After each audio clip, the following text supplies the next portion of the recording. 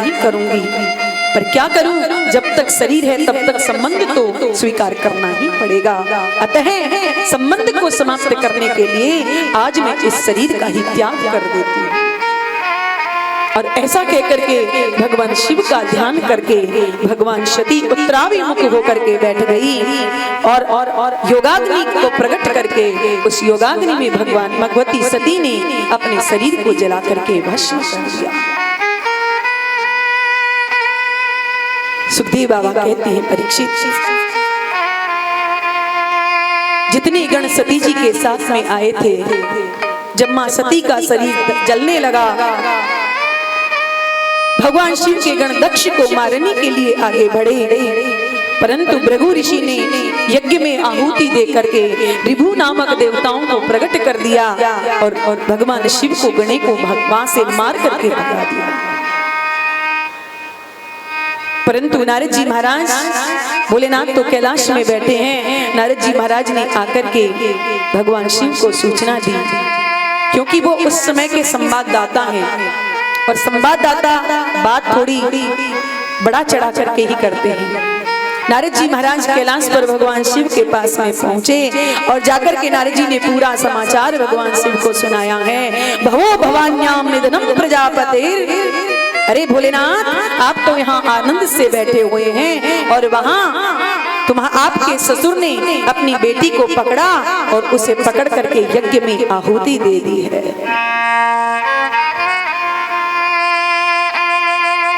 भगवान भोलेनाथ ने जैसे ही सुना, भगवान भोलेनाथ की आंखें अंगारे बरसाने लगी, नेत्र लाल हो गए, औष्ठ फड़कने लगे और भगवान क्रोध में आकर के कहते हैं, आज तक यदि दक्ष बचा हुआ था तो केवल सती जी के नाते, हमारी पत्नी सती का वह पिता था इसीलिए बचा हुआ था, वह क्षमा का पात्र बना हुआ था, अब सती ही नहीं तो संबंध कैसा।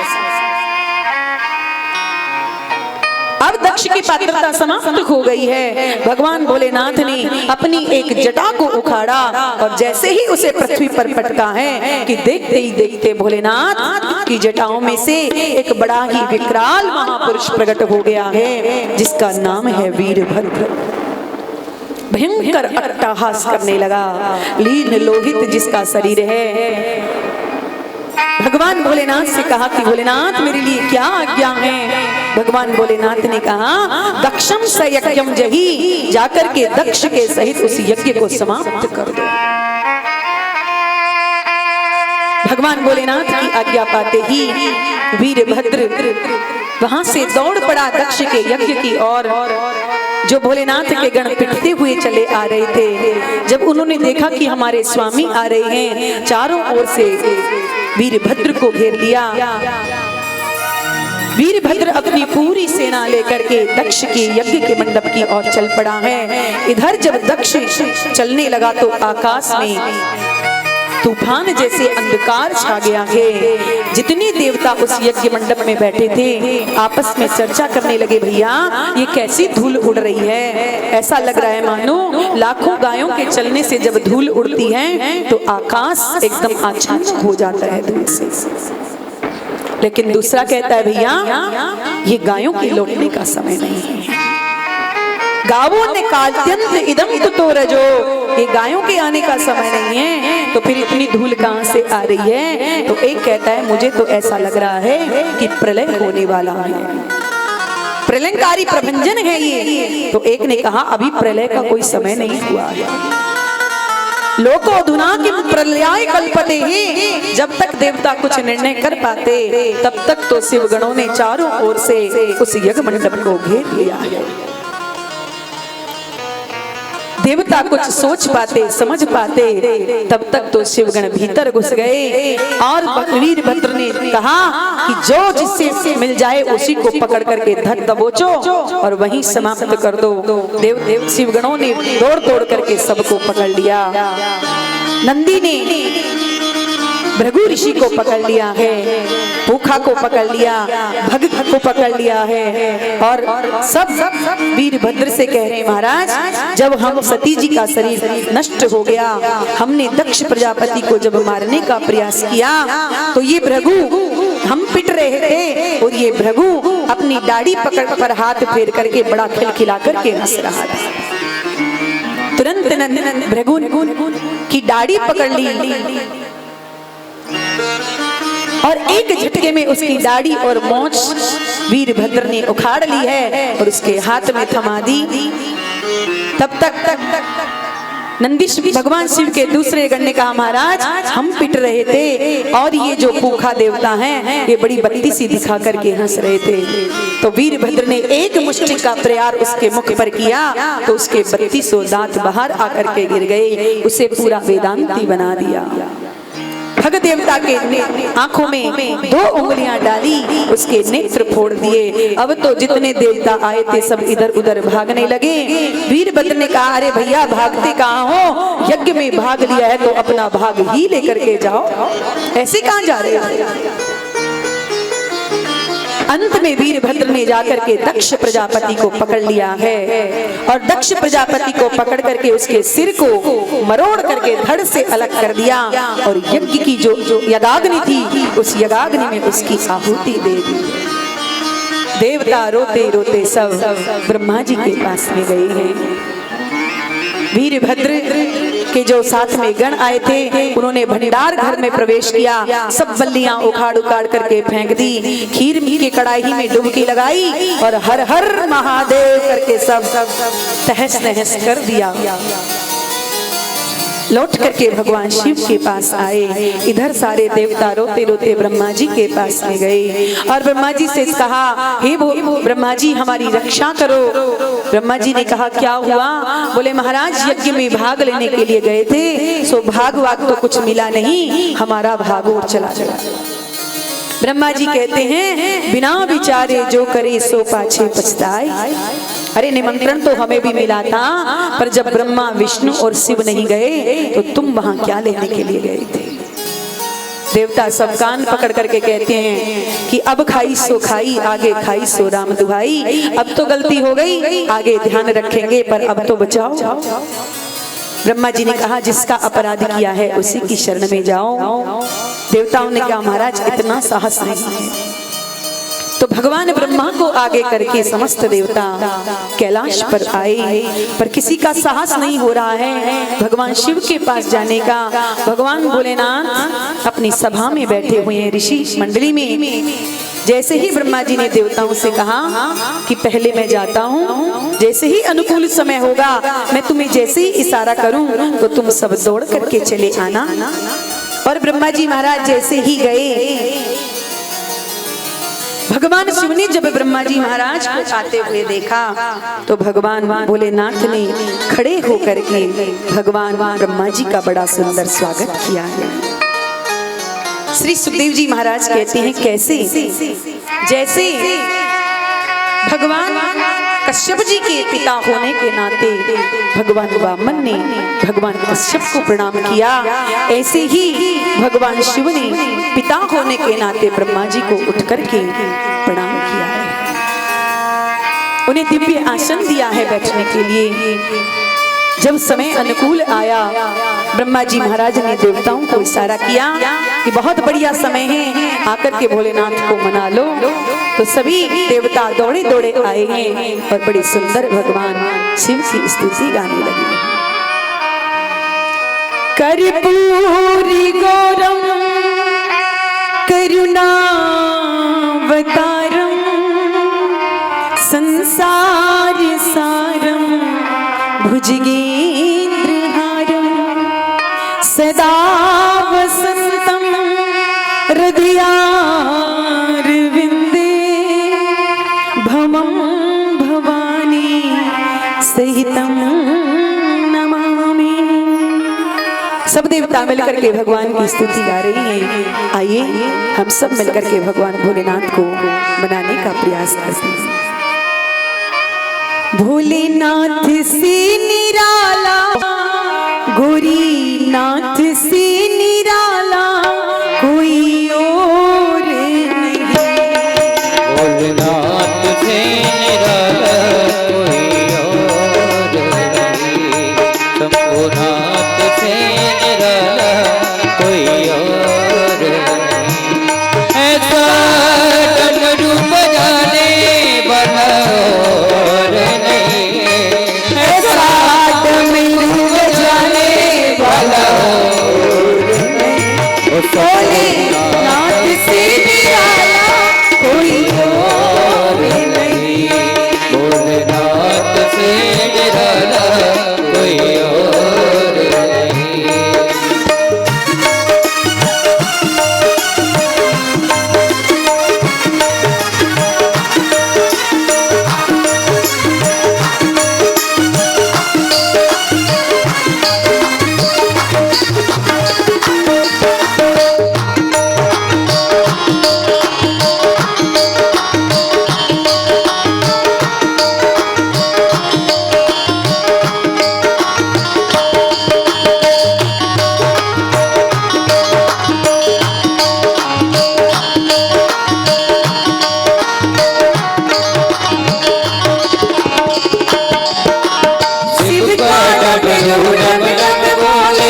डम डम के बेरे खोले, शिव का डमरू डम डम बोले, डम डम के बेरे खोले, शिव का डमरू डम डम बोले, डम डम के बेरे खोले, शिव का डमरू डम डम बोले, डम डम के बेरे।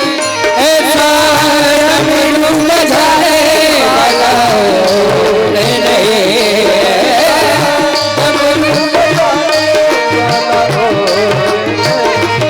भोलेनाथ से निराला कोई और नहीं। भोलेनाथ से निराला कोई और नहीं।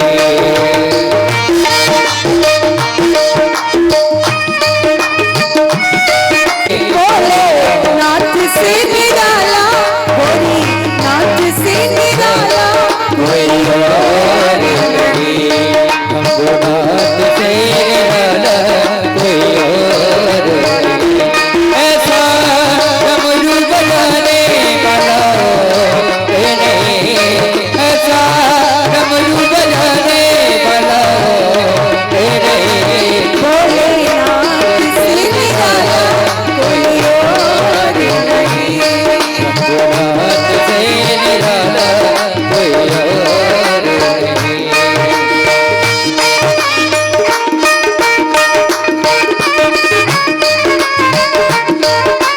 जय हो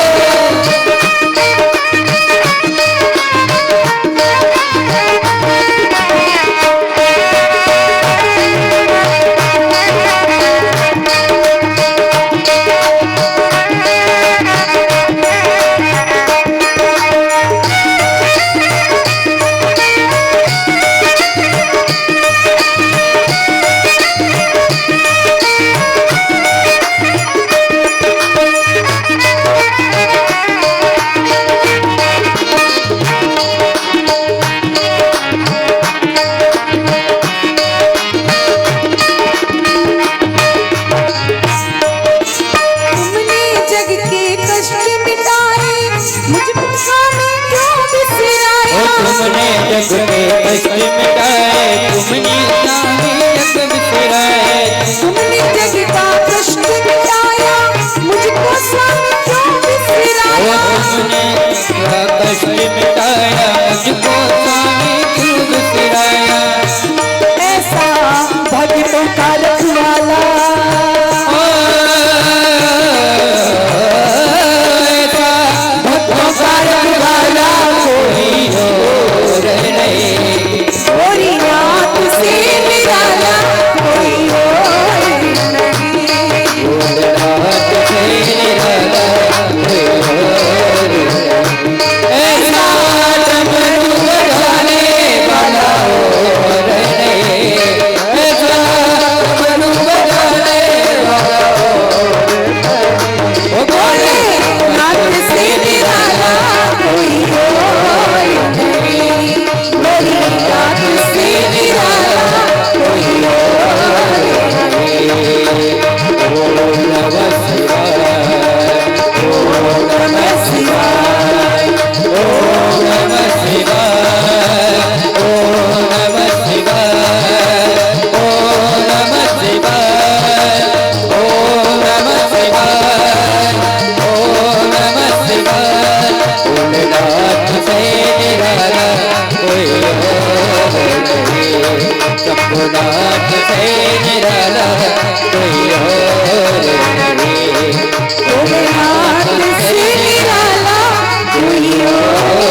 फेरना इनका स्वभाव बन गया है, इन पर कृपा कीजिए। भोलेनाथ ने कहा कि ब्रह्मा जी पूरी तो नहीं मिलेगी, पर हाँ थोड़ी सी मिल जाएगी। और बकरे की थोड़ी सी दाढ़ी भृगु जी को लगा दी। भृगु जी ने कहा महाराज मैं इसी से काम चला लूंगा। सुखदेव जी महाराज कहते हैं परीक्षित, भगवान भोलेनाथ मुस्कुरा पड़े। उसी समय बृहदेव पूषा देवता वहां पर आए और कहा महाराज मेरे तो मुख में एक भी दांत नहीं छोड़ा। भोलेनाथ ने कहा तो सतुआ घोल घोल करके पी लो, दांतों की क्या आवश्यकता है, पिष्ट मुख बन जाओ। भक्त देवता दौड़े आए, महाराज मेरे तो दोनों ही नेत्र फोड़ दिए, मैं क्या करूं। भगवान भोलेनाथ कहते हैं तो तुम चंद्रमा की दृष्टि से देखो। और जितने देवताओं के अंग भंग किए थे उन सबको भोलेनाथ ने स्वस्थ किया। जब भोलेनाथ को थोड़ा अनुकूल देवताओं ने देखा तो समस्त देवताओं ने मिलकर के प्रार्थना की, भोलेनाथ अब जरा चल करके यज्ञ को भी पूर्ण कर दीजिए। भोलेनाथ ने कहा देवताओं यज्ञ में हमें भागवाक तो कुछ मिलने वाला नहीं है, तो अपने राम तो जाने वाले नहीं है। समस्त देवताओं ने प्रार्थना की, भोलेनाथ एसते रुद्र भागोस्तु यदुच्छिष्टोद्वरस्य वै यज्ञस्ते रुद्र भागेनः कल्पता मध्य यज्ञहन्। हे यज्ञ के हंता भोलेनाथ आज से यज्ञ में जो भी सामग्री अवशिष्ट बचेगी आज से उस पर आपका ही अधिकार होगा। भोलेनाथ संतुष्ट हो गए, जोई राम सोई राम, जो मिल जाए उसी में भोलेनाथ प्रसन्न हो जाते हैं। क्योंकि ज्यादा भोले बाबा को कुछ चाहिए नहीं, एक लोटा जल चढ़ा दो तो प्रसन्न, 3 पत्ते का बेल पत्र चढ़ा दो तो प्रसन्न, और उनके शिवलिंग पर पांव रख करके मंदिर का घंटा खोल करके ले जाओ तो भी प्रसन्न। हर हाल में भोले बाबा तो प्रसन्न रहते हैं। आशु शीघ्रम तुष्यति इति आशुतोषः, जो थोड़ी सी सेवा से प्रसन्न हो जाते हैं ऐसे हैं भगवान भोलेनाथ। भगवान भोलेनाथ देवताओं के साथ में यज्ञ मंडप में आए। जैसे ही प्रविष्ट हुए कि कहा कि बुलाओ यजमान को। देवताओं ने कहा महाराज धड़ तो ये पड़ा और मस्तक आपके गणवीर भद्र ने अग्नि में स्वाहा कर दिया, तो अब क्या किया जाए।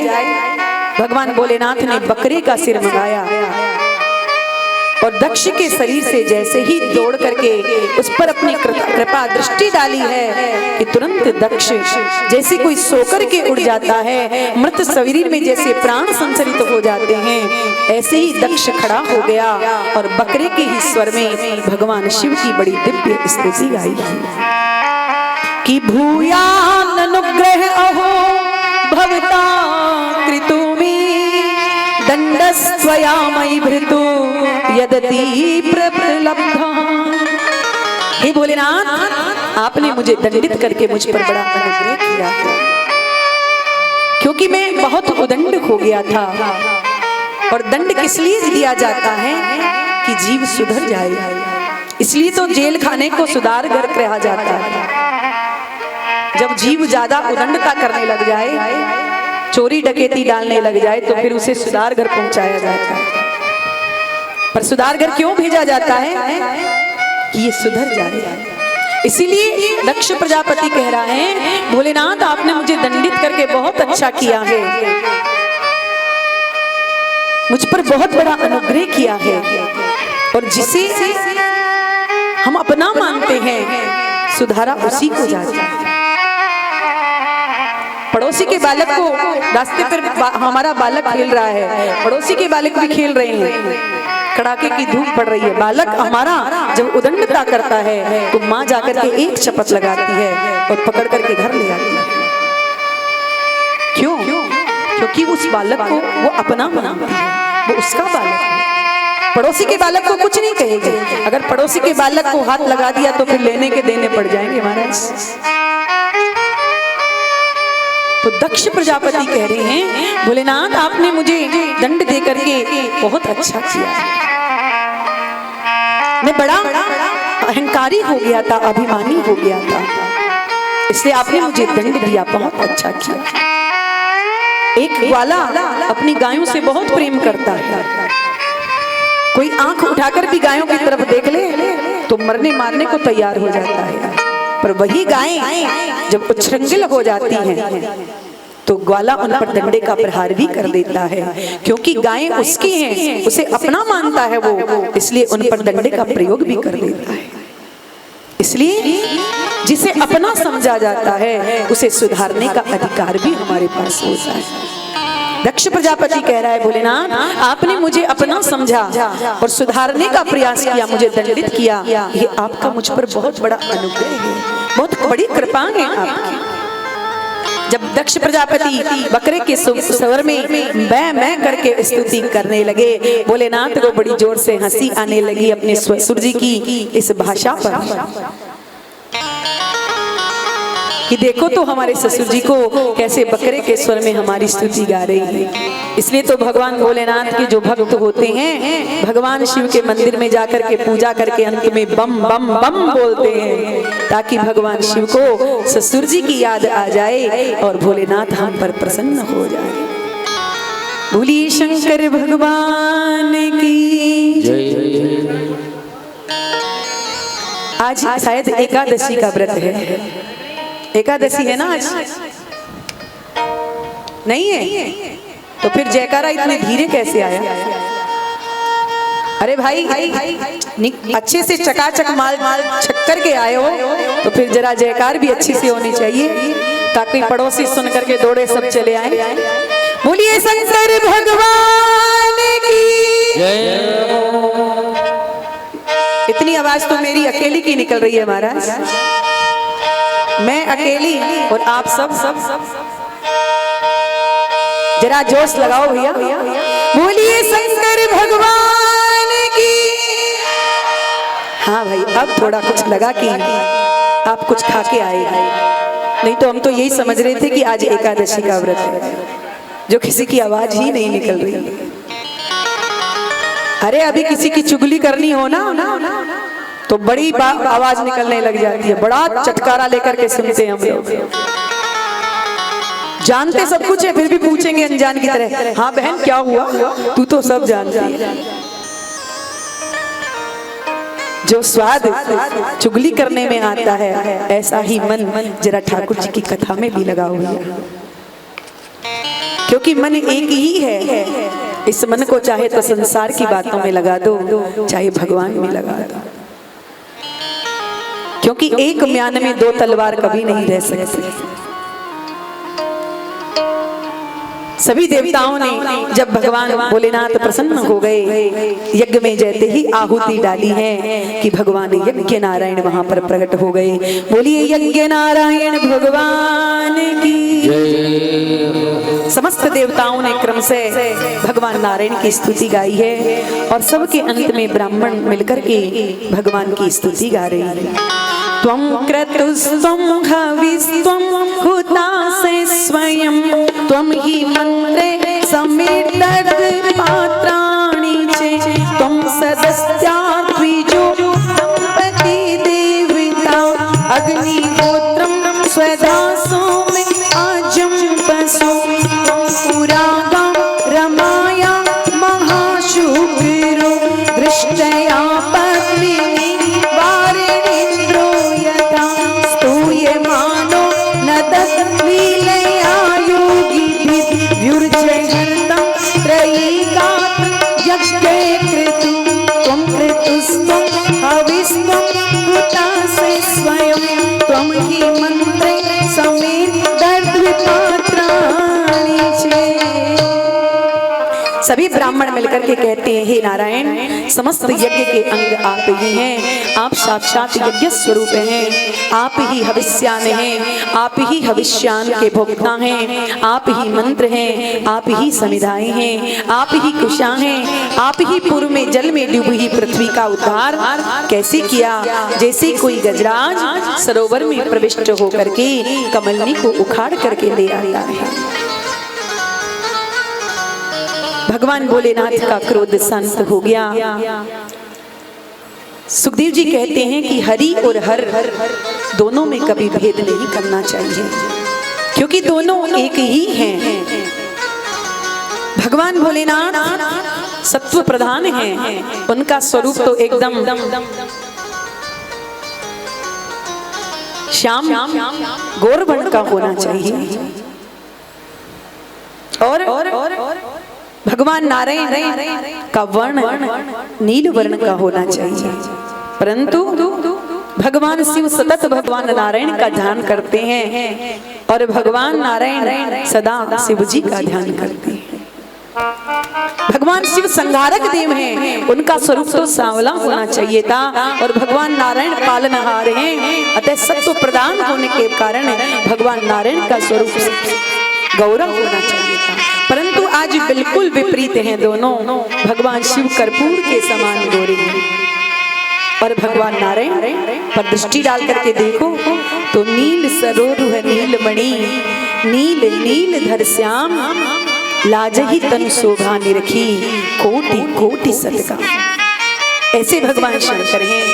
मैत्री मुनि कहते हैं विदुर जी यही कारण था कि मां सती ने दक्ष के यज्ञ में देह त्याग किया और अगले जन्म में हिमालय की पुत्री पार्वती बनकर के प्रकट हुई, घोर तपस्या की और अंत में भोलेनाथ को प्रसन्न कर लिया।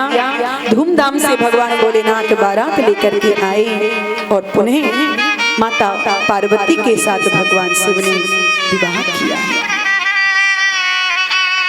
माता सती का पावन चरित्र मैत्रेय मुनि ने विदुर जी महाराज को सुनाया।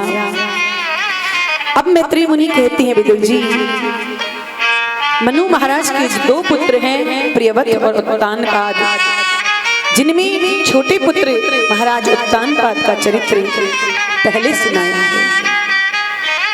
उत्तानपाद महाराज की दो पत्नियां हैं सुनीति और सुरुचि। दोनों पत्नियों से एक एक संतान हुई। सुनीति का बेटा हुआ ध्रुव और सुरुचि का बेटा हुआ उत्तम। सुनीति का अर्थ है सुष्ठुर नीति यस्य स सुनीति, जो शास्त्र की नीति पर चलता है उसे ध्रुव तत्व की प्राप्ति होती है। और स्वस्य रुचिरस्य स सुरुचि, जो अपनी नीति के अनुसार चले उसे उत्तम तत्व की प्राप्ति होती है। पर महाराज उत्तानपाद का यदि कल्याण हुआ तो सुनीति के पुत्र ध्रुव के द्वारा हुआ। क्योंकि हम शास्त्र तो बहुत सुनते हैं, हम लोग भी सदा सुरुचि की दास्ता स्वीकार करते हैं। शास्त्र सुनते हैं, प्रवचन सुनते हैं, कथा सुनते हैं और सिर हिला हिला करके प्रत्येक बात को स्वीकार भी करते हैं। पर जब मानने की बारी आती है तो बात सुरुचि की ही मानते हैं। सुनीति को उठा करके किनारे रख देते हैं, शास्त्रों की बातों को उठाकर किनारे रख देते हैं। कहीं कोई कार्य कर रहे हैं और उसमें किसी ने कोई घोटाला कर दिया, समस्या सामने आ गई तो पैसे से भरा, नोट से भरा बक्सा लाकर के सामने रख दिया। महाराज हमारा काम बन जाए, किसी को पता भी ना चले, हमारी बड़ी बदनामी हो जाएगी। परंतु सुनीति कहती है कि नहीं नहीं, ये बिल्कुल गलत है किसी से रिश्वत लेना। इसने गलत काम किया है तो इसमें दंड मिलना चाहिए। तुम रिश्वत ले रहे हो, ये गलत बात है। परंतु फिर सुरुचि कहती है कि अरे भाई 5 साल के लिए गद्दी मिली है, न जाने बाद में मिलेगी कि नहीं, इसलिए जितना बटोरना चाहो उतना बटोर लो। तो शास्त्र हम खूब सुनते हैं कि जितनी रुपए की वस्तु है उतनी ही रुपए की वस्तु को बेचना चाहिए। लेकिन दुकान पर जाएंगे तो 10 रुपए की वस्तु को जब तक 20 में नहीं बेच देंगे तब तक मन संतुष्ट नहीं होता। इसलिए शास्त्र की बातें तो बहुत सुनते हैं, स्वीकार भी करते हैं, पर जब मानने की बात आती है तो मानते हैं हम सुरुचि की, मन मानी, हमारा मन जैसा कहता है वैसे मानते। ऐसे ही महाराज उत्तानपाद के जाई उत्तानपादस्य सुनुचि सुरुचि पतयो सुरुचि प्रेसी प्रत्युर इतराम यत्सुतम ध्रुवम। महाराज उत्तानपाद के 2 पत्नियां हैं, सुनीति और सुरुचि। परंतु महाराज उत्तानपाद ने दास्ता किसकी स्वीकार की? सुरुचि। सुरुचि से बहुत प्रेम करते हैं और सुनीति को घर से बाहर निकाल दिया।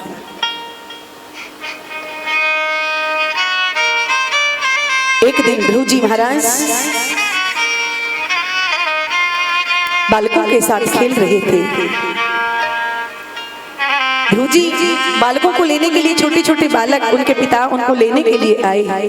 ध्रुव जी के मन में आया कि सबके पिता अपने अपने बच्चों को लेने के लिए आते हैं, लेकिन मुझे तो ये भी पता नहीं है कि मेरे पिता कौन हैं। अपनी माँ सुनीति से कई बार ध्रुव जी ने पूछा कि माँ मेरे पिता कौन हैं, पर सुनीति ने आज तक नहीं बताया। ध्रुव जी को एक दिन उनके सखाओं ने बता दिया कि चलो आज हम तुम्हें तुम्हारे पिता से मिला ही देते हैं। और महाराज उत्तानपाद के भवन में जैसे ही प्रवेश किया, उत्तानपाद अपने राज सिंहासन पर बैठे हुए थे। जैसे ही ध्रुव जी ने महल में प्रवेश किया, अपने पुत्र ध्रुव को जब आते हुए महाराज उत्तानपाद ने देखा तो दौड़ करके ध्रुव को गोद में उठा लिया, अपनी गोद में बैठा करके उसका मस्तक चूमने लगे। सुखदेव बाबा कहते हैं परीक्षित, उसी समय सुरुचि का आगमन हुआ। सुरुचि ने जब सुनीति के पुत्र ध्रुव को महाराज उत्तानपाद की गोद में देखा तो ध्रुव जी का हाथ पकड़ करके गोद से नीचे उतार दिया। अरे बेटा ध्रुव, तू भले ही राजा का बेटा हुआ तो क्या हुआ, तुमने मेरी कोख से जन्म नहीं लिया, इसलिए तुम्हें इनकी गोद में बैठने का अधिकार नहीं है। तुम्हारा ये जो मनोरथ है ना, दुर्लभेते मनोरथ, हाँ ये मनोरथ बिल्कुल बेकार है।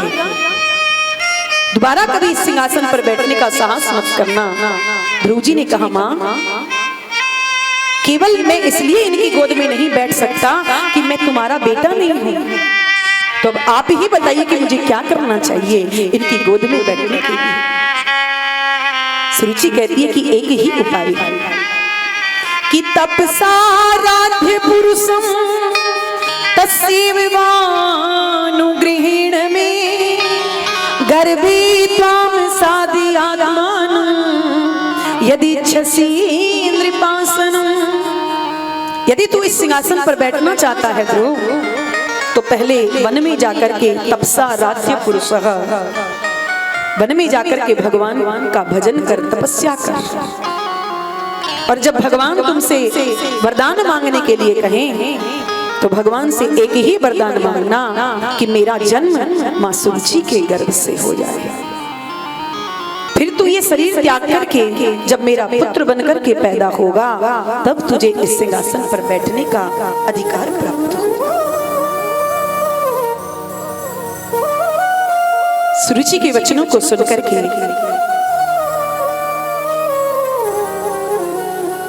ध्रुव जी तो कुछ नहीं बोले, परंतु सुखदेव बाबा कहते हैं सुरुचि ने आज केवल भक्त ध्रुव का ही अपमान नहीं किया है, आज उसने अपमान किया है भगवान का। सुरुचि भगवान भक्त को का अपमान नहीं कर रही, साक्षात भगवान का अपमान कर रही है, क्योंकि यहाँ सुरुचि ने अपने गर्भ को भगवान के स्थान से भी ऊंचा बता दिया है कि मेरे गर्भ में आने के लिए तुम्हें भगवान की आराधना करनी होगी। पहले तपस्या करेगा, भगवान मिलेंगे, वरदान मांगने के लिए कहेंगे तो मेरे गर्भ में आने के लिए वरदान मांगना। तूने दुर्भागा के गर्भ से, दूसरी स्त्री के गर्भ से जन्म लिया है, इसलिए तुम्हें इनकी गोद में बैठने का अधिकार नहीं। ध्रुव जी महाराज अपमान की घूंट को पी गए और जोर जोर से रोने लगे। जैसे सर्प को कोई डंडा मार देता है तो सर्प फुफकार मारने लगता है, ऐसे ही ध्रुव जी महाराज के मुख से गरम गरम श्वास निकलने लगी कि मातु से पत्न्या से दुरुक्ति विद्ध स्वसंरुसा दंडहतो यथार्हि। रोते रोते जब ध्रुव जी महाराज अपनी मां सुनीति के पास में पहुंची सुनीति माँ ने जब अपने बेटा ध्रुव को रोते हुए देखा, दौड़ करके अपने हृदय से लगा लिया और पूछने लगी, बेटा क्या हो गया, किसने तुम्हारा अपना अपमान कर दिया है। कंठा अवरुद्ध होने के कारण ध्रुव जी तो कुछ बोल नहीं पाए, पर जो अन्य छोटे छोटे बालक उनके साथ में थे, क्योंकि बालकों की बुद्धि ऐसी ही होती है, जैसा देखते हैं वैसा ही बता देते हैं। अन्य बालकों ने सारा वृत्तांत मां सुनीति को बता दिया। बालकों का हृदय निष्कपट होता है, जैसा देखा जैसा सुना वैसा ही वर्णन कर देते हैं। मैत्री मुनि कहती हैं, विदुर जी जैसे खिलती हुई लता आसपास की आग की ज्वालाओं से झुलस करके मुरझा जाती है, ऐसे ही मां सुनीति का खिला हुआ मुख सोतेली सुरुचि के वचनों को सुनकर के एकदम मुरझा गया। परंतु फिर भी सुनीति ने सुरुचि के विपक्ष में एक भी शब्द नहीं कहा, बल्कि सुरुचि के एक एक शब्द का अनुमोदन कर रही है मां सुनीति। और ध्रुव जी से कहती है, बेटा मां के प्रति ऐसा दुर्भाव मन में नहीं रखना चाहिए। वह तेरी मां है और मां सोतेली अपनी मां से भी अधिक अधिकार सोतेली मां का होता है, अपनी मां से भी ज्यादा। जब रामभद्र को 14 वर्ष का वनवास मिला और कौशल्या मैया के पास जब आज्ञा लेने के लिए गए, कौशल्या मैया ने कहा था, यदि पिता ने तुम्हें वन दिया है तो मैं मां हूं, मैं आज्ञा देती हूँ कि तुम वन नहीं जाओगे, क्योंकि पिता से अधिक मां का अधिकार संतान पर होता है। पर यदि तुम्हें माता ने वन जाने की आज्ञा दी है, कैकेयी ने वन जाने की आज्ञा दी है, तो तुम सहर्ष वन चले जाओ, क्योंकि मुझसे अधिक अधिकार कैकेयी का तुम पर है। और वही बात मां सुनीति कह रही है कि मेरे से अधिक अधिकार सोतेली मां का होता है। ध्रुव जी कहते हैं, मां आप ये क्या कह रही हैं, उन्होंने मुझे दुर्भागा की संतान कहा। सुनीति कहती है, तो मैं कब अपने आप को सद्भागिन मानती हूँ कि सत्यम सुरुचा विहीन में भवान में यद दुर्भगाया उदरे गृहीत। तुमने मुझ जैसी दुर्भगा के गर्भ से ही तो जन्म लिया है, इसलिए तो आज तुम्हें सिंहासन पर बैठने को नहीं मिला। यदि सुरुचि के गर्भ से जन्म लिया होता तो आज तुम्हें कोई मना नहीं करता। परंतु बेटा ध्रुव, माता सुरुचि ने कुछ गलत नहीं कहा, बिल्कुल ठीक कहा है। ध्रुव जी कहते हैं, माँ आप ये क्या कर रही हैं, उन्होंने क्या ठीक कहा। तो सुनीति माँ कहती है, बेटा उन्होंने कहा कि तुम परम पिता की आराधना करो। बेटा उन्होंने तो तुम्हें वो मार्ग बताया है जो आज तक मैं भी तुम्हें नहीं बता पाई। तुमने हजारों बार मुझसे पूछा कि माँ मेरे पिता कौन हैं, मैं तो तुम्हारे पिता का भी परिचय तुम्हें ठीक से नहीं करा पाई, और सुरुचि ने तो तुम्हें उस परम पिता का पता बता दिया है, जिस परम पिता की गोद में बैठने के बाद फिर और किसी की गोद में बैठना जरूरी नहीं। आज तुम्हारे पिता जिस राज सिंहासन पर बैठे हैं, ये उन्हीं परम पिता की कृपा से उन्हें प्राप्त मिला। ध्रुव जी महाराज कहते तो माँ आप भी मुझे कह रही कि मैं वन में जाऊं। सुनीति कहती है, बेटा यदि तू कल वन जाना चाहता है तो आज चला जा, और आज जाना चाहता है तो अभी चला जा। पुत्रवती जुवती जग सोई, रघुपति भगति जासु सुत होई। वह मां परम सौभाग्यशालिनी है जिसका पुत्र रघुवर के चरणों का दास बन जाता है, भक्त बन जाता है। यदि तुम कल वन जाना चाहते हो तो आज चले जाओ, आज जाना है तो अभी चले जाओ। ध्रुव जी ने माँ सुनीति से पूछा, माँ चला तो जाऊंगा पर वो भगवान रहता कहाँ है, मैं उसे कहाँ खोजूंगा, कैसे पहचानूंगा। तो माँ सुनीति कहती है, बेटा पुष्प के कणकण में सुगंध भरी है पर दिखाई कहाँ पड़ती है, पर जब उसे अलग किया जाता है तब समझ में आता है। दूध के कण कण में घृत रखा है, परंतु दिखाई कहाँ पड़ता है। पहले दूध को गर्म करो, फिर ठंडा करो, फिर उसमें जामन लगाओ, फिर जब वो दही जम करके तैयार हो जाए तो मथानी में उसका मंथन करो। जब मथोगे तो छाछ अलग और घी अलग हो जाएगा। ऐसे ही हरि व्यापक सर्वत्र समाना, प्रेम ते प्रगट हुई मैं जाना। परमात्मा तो इस समस्त सृष्टि के कण कण में विद्यमान है। फर्क इतना है, जहां से तुम खोज लोगे वो वहीं से प्रकट हो जाएगा। जहां तुम्हारी निष्ठा परिपक्व हो जाएगी वो वहीं से प्रकट हो जाएगा। ध्रुव जी महाराज मां सुनीति को प्रणाम करके वहां से सीधे वन की ओर चले गए। देखिए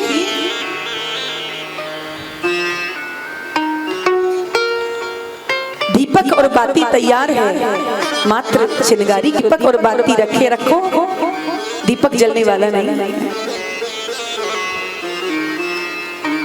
ध्रुव जी महाराज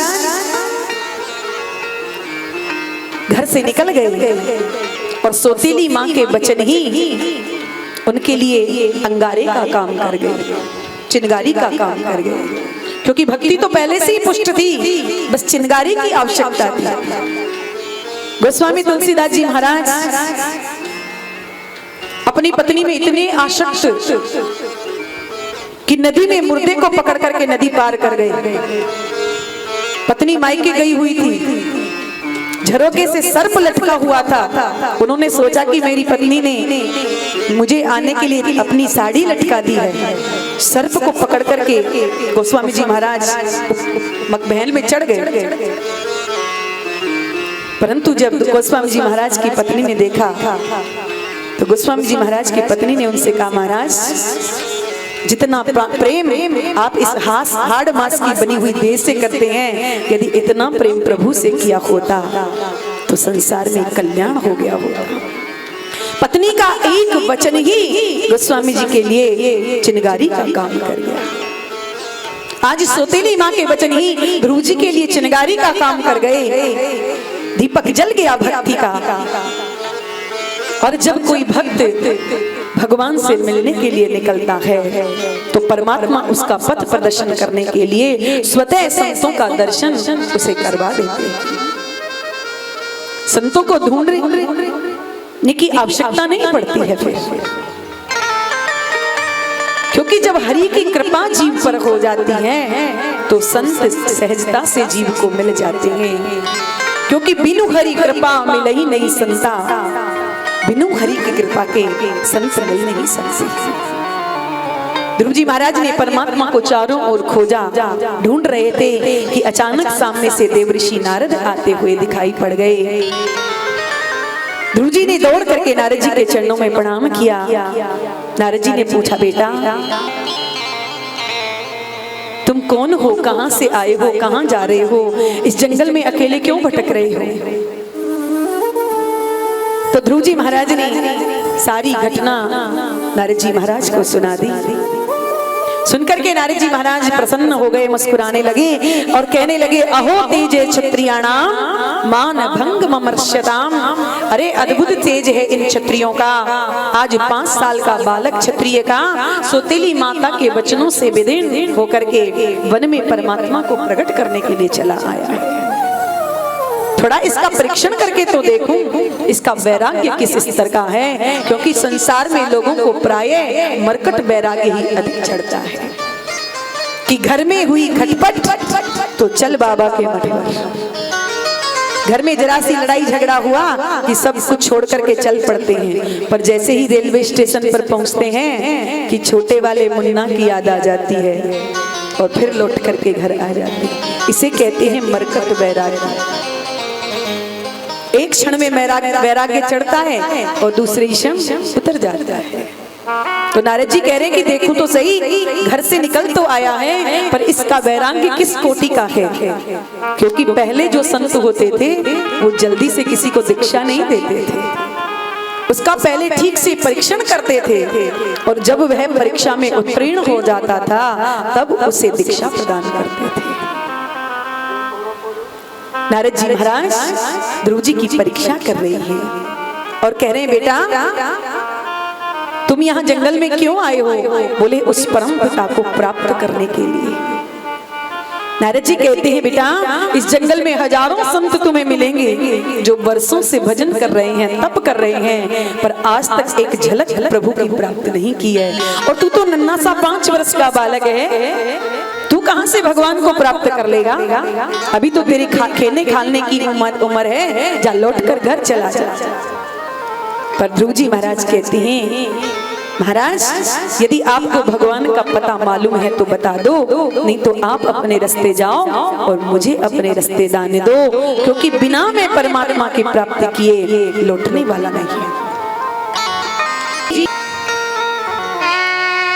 नारद जी महाराज ने छीन होने लगता।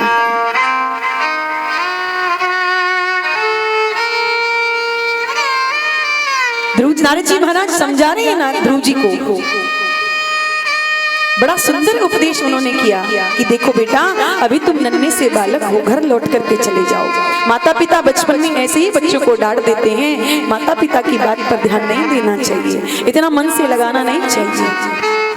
पर ध्रुव जी महाराज कहते हैं एक बात बताइए गुरुदेव कि कोई छलनी हो और गाय का अमृत जैसा दूध छलनी लेकर के उसमें दुहने के लिए बैठ जाए तो क्या गाय का दूध उस छलनी में टिकेगा? आपके प्रवचन आपके उपदेश बड़े दिव्य हैं, अमृत के समान हैं, लेकिन मेरा जो हृदय है वो सोतेली माता के बागबानों से इतना छिद्रावेशन हो गया है, इतना दुखी हो गया है कि आपका ये ज्ञान ये उपदेश मेरे हृदय में टिकने वाला नहीं है। इसलिए आप तो मुझे यदि भगवान का पता मालूम है तो बताइए, नहीं तो आप अपने रास्ते जाइए और मुझे अपने रास्ते जाने दीजिए, बिना मिले तो मैं जाने वाला नहीं हूँ। नारद जी ने दौड़ करके ध्रुव जी को अपने हृदय से लगा लिया, क्योंकि जब किसी गुरु को कोई उत्तम शिष्य मिल जाता है तो गुरु को बड़ी प्रसन्नता होती है कि मुझे बड़ा श्रेष्ठ शिष्य प्राप्त हुआ।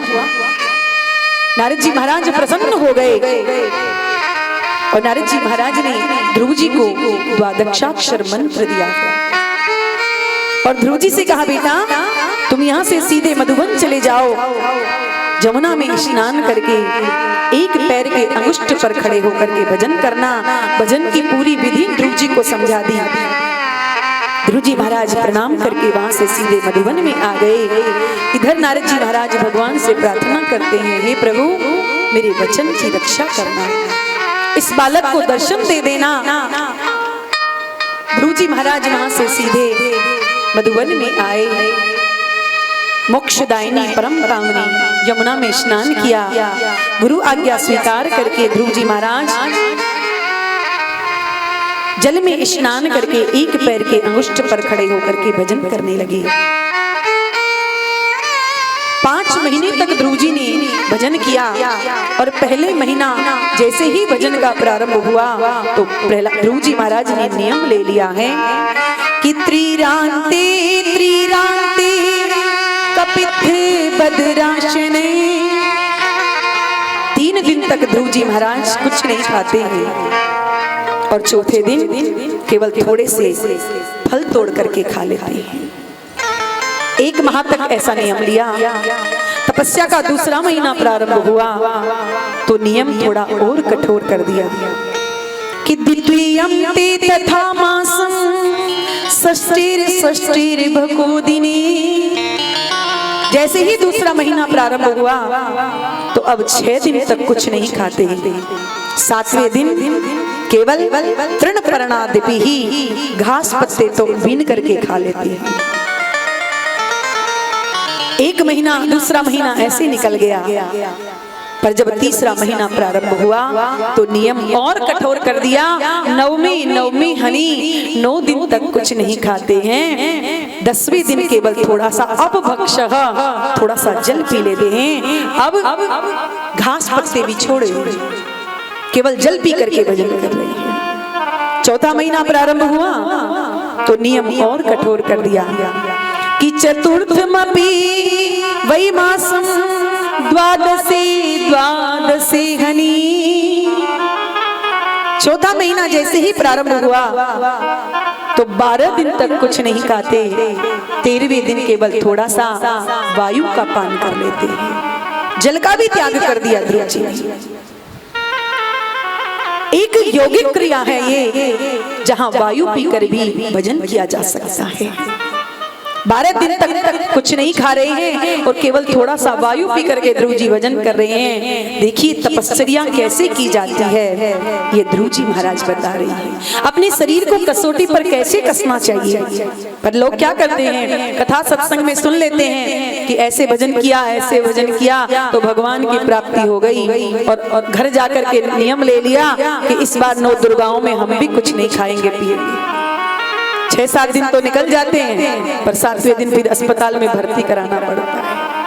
नियम लो, पर धीरे धीरे अपने शरीर को कसौटी पर अरे सीढ़ी बाई सीढ़ी चढ़ेंगे तभी तो धीरे धीरे पहुंच पाएंगे, और एकदम से छलांग लगाएंगे तो गिरने का भय रहेगा, गिर सकते। ध्रुव जी महाराज ने भजन किया, पर जैसे ही 5वां महीना प्रारंभ हुआ कि अब तो वायु का भी त्याग कर दिया, अपनी प्राण वायु को अपने ब्रह्मरंध्र में स्थापित कर दिया है, और ध्रुव जी का कंठ अवरुद्ध हो गया। तो समष्टि सृष्टि के जितने जीव थे सबका कंठ अवरुद्ध हो गया, कोई सांस ले नहीं पा रहा है। अब तो देवता सब घबरा गए, दौड़े दौड़े भगवान के पास में गए और जाकर के हरि की शरण में स्तुति गान करने लगे कि नेवं विदामो भगवन प्राण रोधम चराचरस्याखिल सत्वधामने विदेहि तन्नो वृजिनाद विमोक्षम प्राप्ता वयं त्वां शरणं शरण्यं। हे प्रभु, हम सब आपकी शरण में आए हैं, हमारी रक्षा करो। भगवान ने कहा किससे? देवताओं ने कहा महाराज ये तो नहीं जानते कि किससे रक्षा करो, परंतु हमारा कंठ बड़ा अवरुद्ध हो रहा है, हमारी प्राण वायु सब रुक गई है, ये तो आप ही बताइए भगवान। तो भगवान ने कहा मां भैष्ट चिंता मत करो, और तान पादिर मई संगतात्मा, उत्तान पाद का ध्रुव पुत्र जो ध्रुव है उसने अपने मन को मेरे चरणों में इतना एकत्रित कर दिया है कि उसकी प्राण वायु अवरुद्ध हो गई है, और जब तक उसकी प्राण वायु संचारित नहीं होगी तब तक आप सब प्राणों से रहित ही रहेंगे। परंतु घबराओ नहीं, मैं अभी जाता हूँ। और यूं कहकर के भगवान गरुड़ारूढ़ होकर के दौड़ पड़े। मैत्री मुनि कहते हैं विदुर जी, देवताओं ने भगवान से पूछा प्रभु कहाँ जा रहे हो? तो भगवान कहते हैं मघोर वनम भृत्य दिदृक्षयाः। भक्तों को भगवान का दर्शन करते तो देखा है, पर आज भगवान स्वयं अपने भक्त ध्रुव का दर्शन करने के लिए दौड़ पड़े। भगवान ने जब आकर के देखा तो ध्रुव जी के नेत्र बंद हैं, और भगवान की चतुर्भुज नारायण की झांकी हृदय में प्रकट है। भगवान ध्रुव जी के सामने आकर के खड़े हो गए, पर ध्रुव जी महाराज तो आंख खोली ही नहीं रही हैं। भगवान ने सोचा कि जब तक इसके हृदय से मेरी छवि को तिरोहित नहीं करूंगा तब तक ये आंख खोलने वाला नहीं। जैसे ही प्रभु ने अपनी छवि को अंतर ध्यान किया, ध्रुव जी ने हड़बड़ा करके अपने नेत्रों को खोला, और जैसे ही नेत्र खोले हैं तो जो छटा हृदय में अंकित थी वही छटा अब ध्रुव जी की आंखों के सामने खड़ी है। बोलिए नारायण भगवान की जय। ध्रुव जी महाराज ने भगवान के चरणों में प्रणाम किया, पर ध्रुव जी विचार कर रहे हैं कि मैं क्या बोलूं, मुझे कुछ बोलना तो आता नहीं। माता जी से चलते समय सब कुछ पूछा, पर ये नहीं पूछा कि जब भगवान आ जाए तो क्या करना चाहिए। बोलना बहुत कुछ चाहते हैं पर बोलना नहीं आता, तो क्या बोले। प्रभु ने देखा कि ध्रुव कहना तो बहुत कुछ चाहता है पर कहना नहीं आता, तो प्रभु ने क्या किया कि पस्पर्श बालम कृपया कपोले। भगवान के हाथ में जो दिव्य शंख था, उस दिव्य शंख को भगवान ने ध्रुव जी के कपोल से, गाल से छुआ दिया। और जैसे ही गाल से छुआया है कि वेद वेदांत की जितनी वाणी थी वो सब ध्रुव जी के हृदय में प्रकट हो गई। मूकम करोति वाचालम पंगुम लंघयते गिरिम यत् कृपातम हम वंदे परमानंद माधवम। पूज्यपाद स्वामी श्री विष्णु आश्रम जी महाराज कहते हैं, क्या भक्त को भगवान वाचाल बनाते हैं? वाचाल किसे कहते हैं? जो उठपटांग जो मुंह में आया वो बोल दिया, उसे वाचाल कहते हैं।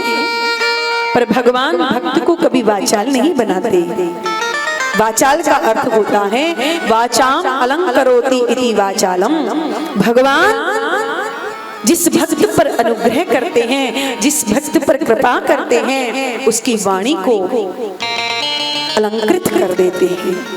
वह जो कुछ बोलेगा वो शास्त्र सम्मत होगा, वेद सम्मत होगा। शास्त्र विरुद्ध उसकी वाणी कभी जा नहीं सकती। आज नारद जी महाराज ने ध्रुव जी महाराज को द्वादशाक्षर मंत्र दिया था, ओम नमो भगवते वासुदेवाय। इसमें 12 अक्षर हैं, तो द्वादशाक्षर श्लोकों के द्वारा ही ध्रुव जी महाराज ने भगवान की बड़ी दिव्य स्तुति गाई है कि योन्ते प्रविश्य माम विचाम प्रसुप्ता संजीवयत्यखिल शक्ति धरे स्वधामना अन्याश्च हस्त श्रवणे त्वगादिन प्राणान् नमो भगवते पुरुषाय तुभ्यम। हे प्रभु, आपने मुझ पर अनुग्रह करके बड़ी कृपा की है, क्योंकि योन्ते प्रविश्य मन मिमाम प्रसुप्ताम, मेरी ये वाणी तो सोई हुई थी, पर आपने मेरे हृदय में प्रविष्ट होकर के मेरी इस सोई हुई वाणी को जागृत कर दिया है। उन समस्त शक्तियों को के प्रदाता आप ही हैं। आपको मेरा सत सत प्रणाम है प्रभु। मैं आपके चरणों में बारंबार प्रणाम करता हूँ। आपके प्रेम को, संसार में वो लोग बड़े दुर्भाग्यशाली होते हैं जो आपसे आपके प्रेम को न मांग करके संसार की वस्तुओं को आपसे मांगते हैं। भगवान ने ध्रुव जी से कहा, ध्रुव तुम्हारी जो इच्छा हो मुझसे वरदान मांग लो। ध्रुव जी कहते हैं, प्रभु मन में तो बहुत सी इच्छाएं लेकर के आया था, पर जब से आपका दर्शन हुआ है, आपकी ये बांकी झांकी छवि जब से मैंने देखी है, अब मेरे मन में आपसे कुछ मांगने की इच्छा नहीं। भगवान ने सोचा कि आया तो है इच्छा लेकर के। प्रभु ने कहा, ठीक है तुम्हारी इच्छा नहीं है तो कोई बात नहीं, मैं तुम्हें वरदान देता हूँ कि तुम जाकर के 36,000 वर्षों तक अपने राज्य कार्य को संभालो। 36,000 वर्षों के बाद तुम मेरे परम पद को, ध्रुव लोक को प्राप्त हो जाओगे। ऐसा आशीर्वाद देकर के भगवान वहां से अंतर ध्यान हो गए। ध्रुव जी महाराज रोने लगे कि आज प्रभु ने मेरी बुद्धि को ठग लिया है कि मैं कामधेनु गाय के सामने खड़ा होकर के उसके अमृत जैसे दूध को न मांग करके मैंने बकरी के दूध को मांग लिया है। प्रभु को न मांग करके संसार की तुच्छ वस्तुओं की मैंने कामना की है। आज प्रभु ने मेरी बुद्धि को ठग लिया है। ध्रुव जी महाराज वहां से लौटे। जब ध्रुव जी के पिता महाराज को ये पता चला कि मेरा पुत्र प्रभु को प्राप्त करके लौट रहा है, तो ध्रुव जी के स्वागत में हाथी घोड़े सब सजाए गए। समस्त सभासद उनके अगवानी करने लगे। जो विमाता ध्रुव जी को फूटी आंख देखना नहीं चाहती थी, आज ध्रुव जी के स्वागत में सबसे आगे खड़ी हुई है। क्योंकि हमारे गोस्वामी जी महाराज लिखते हैं कि जा पर कृपा राम